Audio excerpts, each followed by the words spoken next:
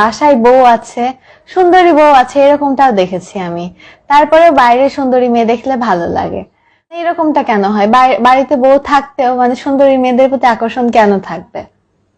এই এইসব প্রশ্ন তো আমাকে করে তো লাভ নাই, তাই না? আমার তো এইসব এক্সপিরিয়েন্স নেই। আচ্ছা, এক্সপেরিয়েন্স না থাকুক, তুমি বলো। আমি প্রশ্ন করেছি, বলবা না? আর আমি তো রেগে যাব না তুমি বললে। বাদ দাও। বলো। আরে বলো বলো, সমস্যা নেই।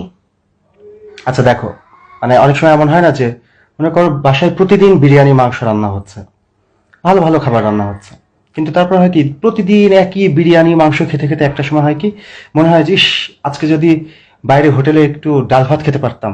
মানে একঘেয়েমি কাটানোর জন্য একটু টেস্ট মাঝে মাঝে চেঞ্জ করতে হবে না? এই কারণেই মনে হয়। একঘেয়ে না?